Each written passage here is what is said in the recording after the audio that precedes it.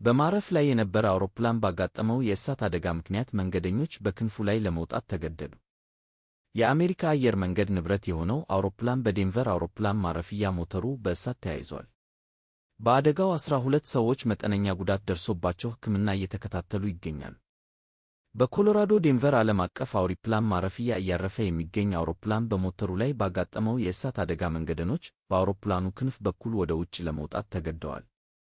የአውሮፕላኑ አንደኛው ሞተር ከፍተኛ መጠን ያለው ጥቁር ጭስ ወደ ሰማይ በመልቀቅ የመቀጣጠል ምልክት ማሳየቱን ተከትሎ በዋናው በር በኩል መውረድ ያልቻሉ በደርዘን የሚቆጠሩ ተጓዦች ማምለጫ አጥተው ክንፉ ላይ ቆመው ታይተዋል። የአሜሪካ አየር መንገድ ቦይንግ 737-800 ከኮሎራዶ ስፕሪንግስ ወደ ዳላስ ፎርት ወርዝ 172 መንገደኞች እና 6 የበረራ ሠራተኞችን ይዞ እየተጓዘ ነበር። በአካባቢው ሰዓት አቆጣጠር ከቀኑ 11:15 ሲሆን የበረራ አስተናጋጆቹ በአንደኛው የአውሮፕላን ሞተር ላይ የንዝረት እና የመንቀጥቀጥ ምልክት መመልከታቸውን ተከትሎ በዴንቨር ዓለም አቀፍ አውሮፕላን ማረፊያ ለማረፍ መገደዱን የፌዴራል አቪዬሽን አስተዳደር አስታውቋል።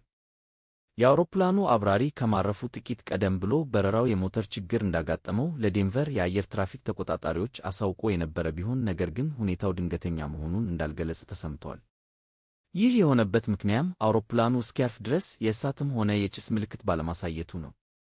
ነገር ግን አውሮፕላኑ ምድር ላይ እንዳረፈ ከፍተኛ ጭስና እሳት በመልቀቁ አብራሪው ለትራፊክ ተቆጣጣሪዎች የአደጋ ጊዜ መልእክት ማስተላለፉ ተነግሯል።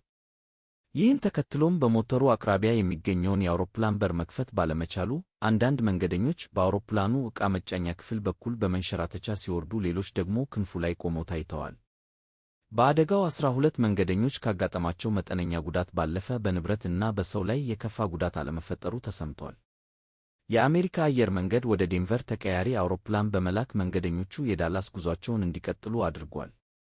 የትላንቱ የአውሮፕላን ሞተር እሳት የዴልታ አየር መንገድ በቶሮንቶ ፒርሰን ዓለም አቀፍ አውሮፕላን ማረፊያ ማኮብኮቢያ ላይ ተገልብጦ በእሳት ከተያያዘ ከ3 ሳምንታት በኋላ የተከሰተ ነው።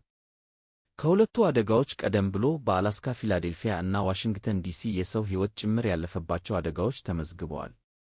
ሰላም ሁኑ።